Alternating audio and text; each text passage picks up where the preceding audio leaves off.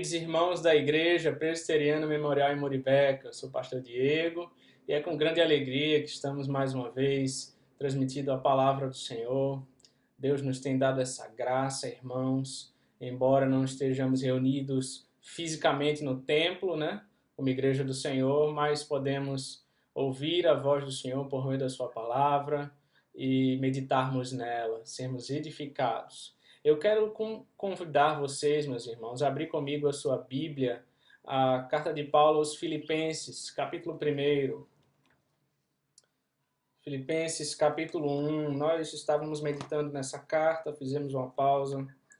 Gostaria de continuar. Filipenses, capítulo 1, versos de 12 ao 18. Farei a leitura. Embora nos concentraremos no verso 12 hoje. Filipenses 1, versos 12 a 18 diz assim: Quero ainda, irmãos, cientificar-vos de que as coisas que me aconteceram têm antes contribuído para o progresso do Evangelho, de maneira que as minhas cadeias em Cristo se tornaram conhecidas de toda a guarda pretoriana e de todos os demais. E a maioria dos irmãos, estimulados no Senhor por minhas algemas, ousam falar com mais desassombro a palavra de Deus. Alguns efetivamente proclamam a Cristo por inveja e porfia, outros, porém, o fazem de boa vontade. Estes por amor, sabendo que estou incumbido da defesa do Evangelho, aqueles, contudo, pregam a Cristo por discórdia e insinceramente, julgando suscitar tribulação às minhas cadeias. Todavia, que importa? Uma vez que Cristo, de qualquer modo, está sendo pregado, quer por pretexto, quer por verdade. Também com isto me regozijo, sim. Sempre me regozijarei. Vamos orar, meus irmãos. Amado Deus, Rei da Glória, nós nos achegamos, Senhor, à Tua presença, reconhecendo nossa pequenez, reconhecendo, ó Deus, que não somos nada, que o Senhor é tudo em nossas vidas. E nós queremos ouvir a Tua voz, Senhor, por meio da Tua palavra. Nós ansiamos por isso. Fala conosco, ó Deus. Que eu diminua e que o Senhor cresça, que somente Cristo apareça. Em nome de Cristo, ó Deus, fala conosco por meio do Teu Espírito Santo, ilumina as nossas mentes, aquece o nosso coração diante da Tua palavra, em nome de Jesus. Amém. Amados irmãos, da última feita que vimos a carta de Paulo aos Filipenses, nós tratamos nos versos de 6 a 11 sobre a oração de Paulo à igreja de Filipos. Hoje eu gostaria de dar continuidade a essa carta pensando no tema Uma vida em prol do Evangelho. E deixe-me destacar algumas coisas a título de introdução. Primeiro, nós vivemos dessa maneira, em prol do Evangelho, quando sabemos que o Evangelho é mais importante que a nossa liberdade. Paulo está preso, mas o Evangelho está livre. O Evangelho é mais importante que o obreiro. A divulgação do Evangelho é mais importante que a vida do obreiro. Paulo foca a sua atenção não em si, mas na proclamação do Evangelho. Todo esse parágrafo gira em torno não de Paulo, ou de suas cadeias, ou de seus críticos, mas do Evangelho. O Evangelho é o oxigênio que Paulo respira. Não importam as circunstâncias, irmãos, contanto que o Evangelho seja anunciado. Não importa se o obreiro vive ou morre, contanto que Cristo seja engrandecido na sua vida ou na sua morte. E aqui eu me lembro as palavras de Romanos 14:8, quando Paulo escreveu: porque se vivemos, para o Senhor vivemos. Se morremos, para o Senhor morremos. Quer pois vivamos ou morramos, somos do Senhor. Em segundo lugar, vivemos em prol do Evangelho quando sabemos que o Evangelho é o maior presente de Deus para a humanidade. E aqui Paulo define o Evangelho de 3 formas. Primeiro, o Evangelho é a boa nova para a humanidade. Nesse mundo onde reina a violência, a corrupção, o desespero, tanta confusão filosófica e tantos conceitos religiosos, o Evangelho é a boa nova de Deus, do seu amor e propósito eterno de salvar o pecador por meio de Jesus Cristo. Segundo, o Evangelho é a proclamação da palavra de Deus. A palavra de Deus é inspirada, inerrante, infalível e suficiente. Não há erros nela, pois o seu autor não pode falhar. Não há necessidade de acrescentar mais nada a ela, pois ela é suficiente. O missionário Ronaldo Lidório, certa feita, relatou que uma mulher com comba em Gana, na África, após passar uma semana aprendendo a palavra de Deus na igreja de Coni, ela retornou à sua aldeia. Depois de 3 dias de viagem a pé, esqueceu-se de um versículo aprendido. E ela então retornou para decorar novamente a porção esquecida. Quando o missionário Ronaldo falou para ela que não precisava ter feito tamanho sacrifício, de viajar 3 dias para decorar apenas um versículo, ela respondeu: a palavra de Deus é muito importante para se perder pelo caminho. Terceiro, irmãos, o Evangelho é a revelação da pessoa de Jesus Cristo. O Evangelho é a boa nova acerca da pessoa de Jesus. Ele é o conteúdo do Evangelho. O âmago do Evangelho é que Deus amou o mundo de tal maneira que deu seu Filho unigênito para morrer pelos pecadores, para que eles tenham a vida eterna. Queridos irmãos, agora volte comigo para o texto que lemos, observando o verso 12, que Paulo olha para o passado e ele discerne lições importantes que eu gostaria de destacar hoje. Ele diz no verso 12: quero ainda, irmãos, cientificar-vos de que as coisas que me aconteceram têm antes contribuído para o progresso do Evangelho. Em primeiro lugar, Paulo não se concentra no seu sofrimento com autopiedade. Paulo estava preso, algemado, impedido de viajar, de visitar as igrejas e de abrir novos campos. Ao escrever, porém, a igreja de Filipos, ele não enfatiza os seus sofrimentos, mas o progresso do Evangelho. Pois a palavra é mais importante que o obreiro. O vaso é de barro, mas o conteúdo do vaso é precioso. O que importa não é o bem-estar do obreiro, mas o avanço do Evangelho. Em segundo lugar, Paulo faz uma leitura do passado pela ótica da soberania de Deus. Paulo passara por muitas lutas até chegar a Roma. Ele foi perseguido, açoitado e preso, mas em momento algum perdeu de vista a direção soberana de Deus em todos esses acontecimentos. Ele não considerou seus sofrimentos como fruto do acaso. Paulo não acreditava em casualidade nem no determinismo.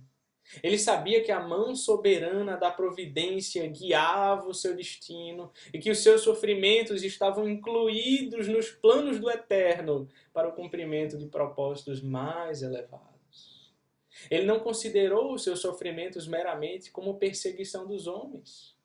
Paulo foi certamente perseguido, odiado, caluniado, açoitado, enclausurado, mas jamais viu os seus adversários como agentes autônomos dessa empreitada.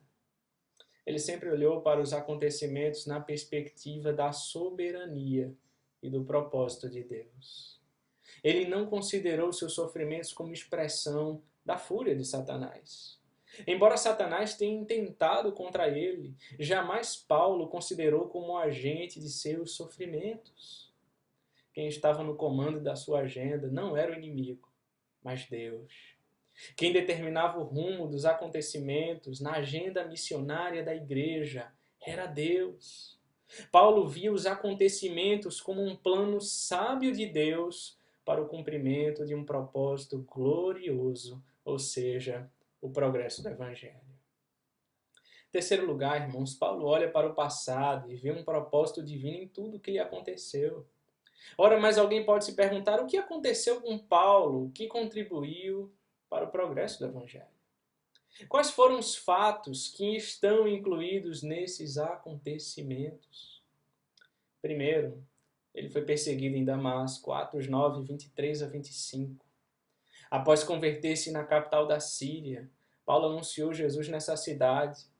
Dali foi para a região da Arábia, onde ficou cerca de 3 anos, fazendo uma reciclagem em sua teologia, diz Gálatas 1, 15 e 17.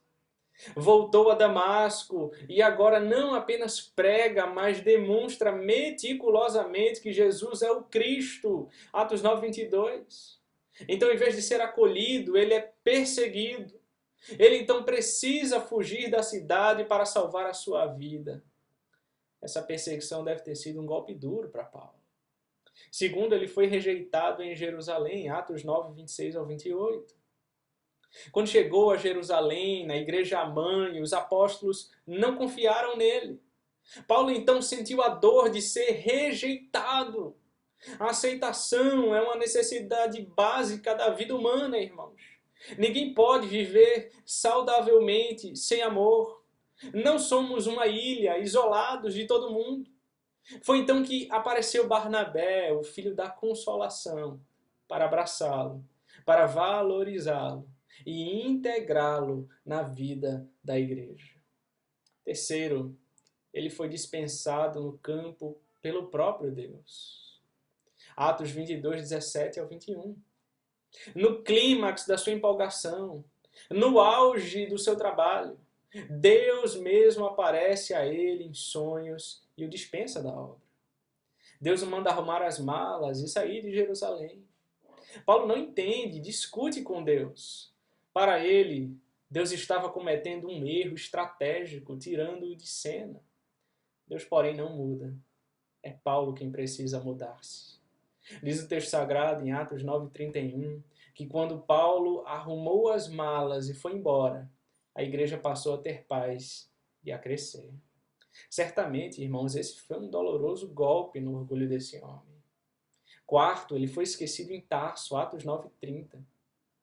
Paulo ficou cerca de 10 anos em sua cidade, sem nenhuma projeção, fora dos holofotes, atrás das cortinas, em completo anonimato.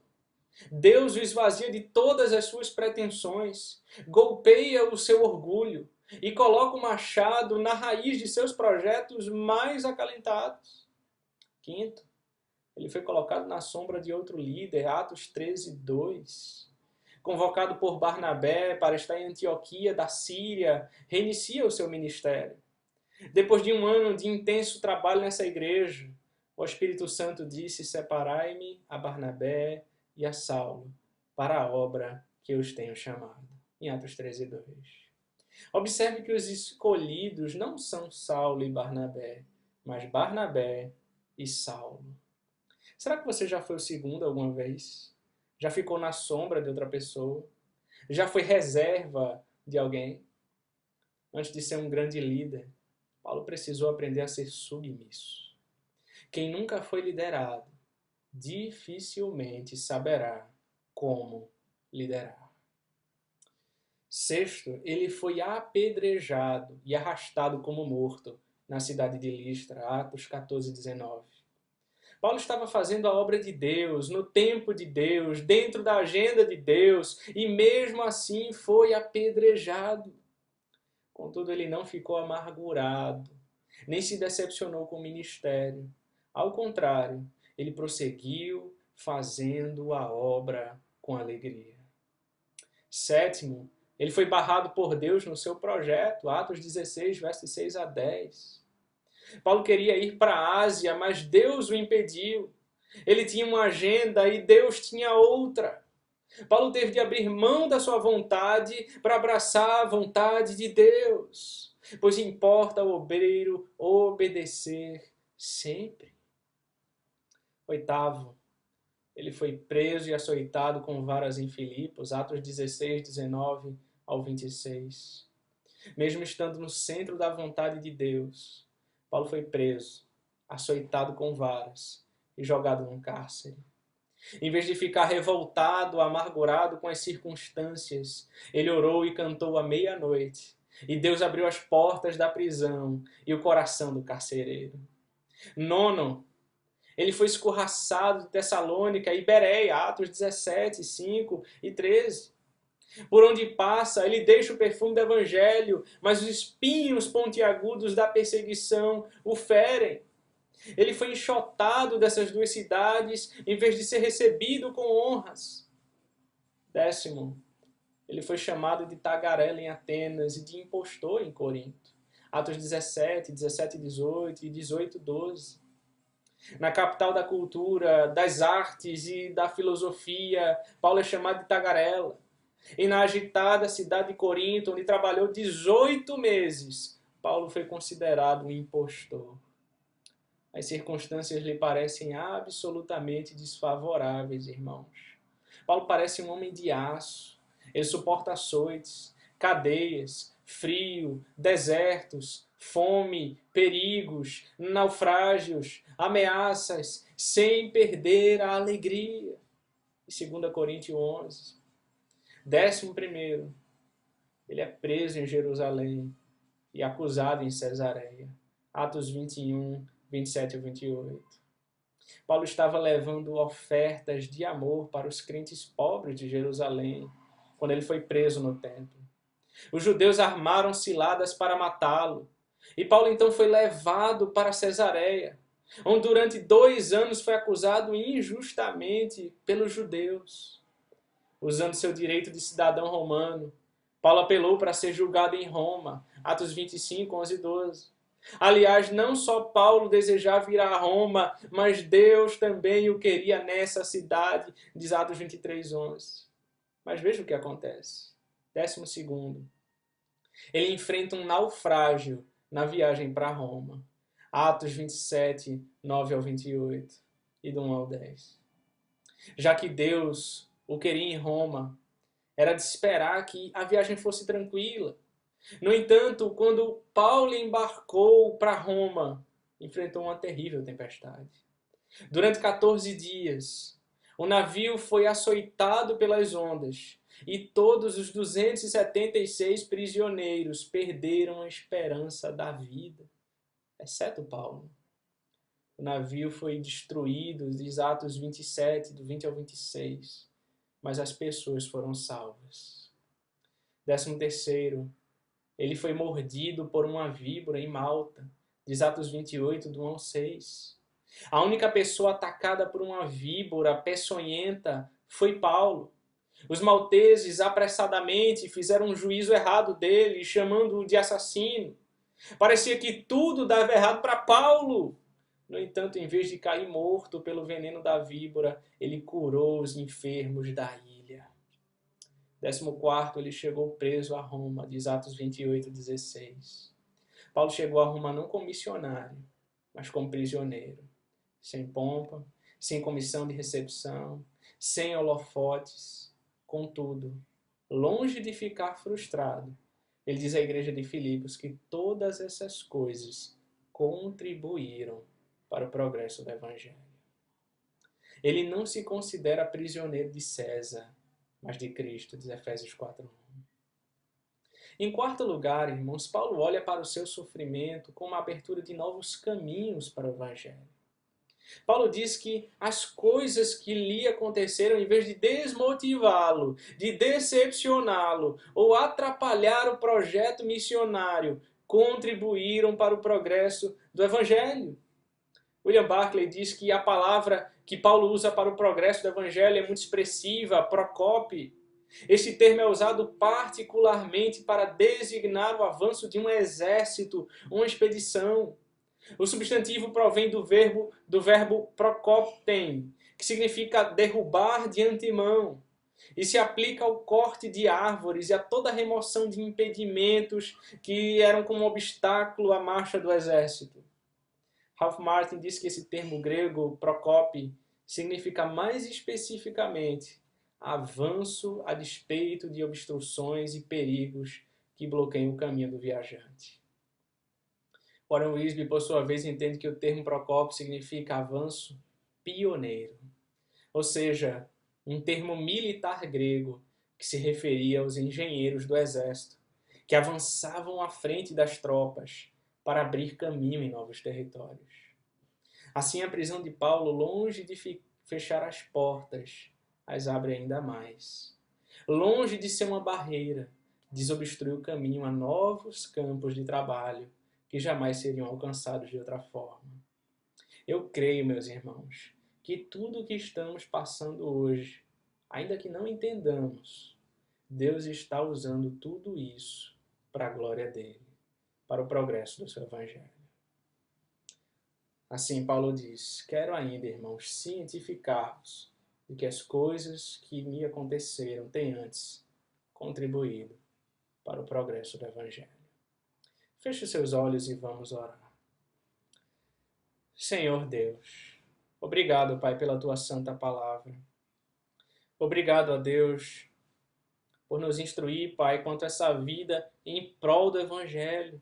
Uma vida totalmente dedicada ao Senhor, onde o evangelho vale mais que a nossa vida, onde entendemos que o evangelho é mais precioso do que a nossa própria vida e que precisamos labutar e proclamar esse evangelho glorioso, esse evangelho da graça, esse evangelho que é a pessoa de Jesus Cristo. Nos ajuda, ó Deus, como igreja, mesmo em meio a toda essa crise, toda essa pandemia, em meio a tudo que estamos vivendo, Senhor, a sermos proclamadores do Teu Evangelho, a sermos arautos em nome do Rei, a proclamar a mensagem do Rei e sermos fiéis a essa mensagem. Ajuda-nos, ó Deus, a viver uma vida que contribua para o crescimento do Teu Reino. Abençoa a tua igreja, Pai. E que a graça e a paz de nosso Senhor Jesus Cristo, o amor de Deus o Pai e as mais doces consolações do Espírito sejam convosco. E convosco permaneçam, meus irmãos, desde agora e para sempre. Em nome de Cristo nós oramos. Amém. Que Deus te abençoe.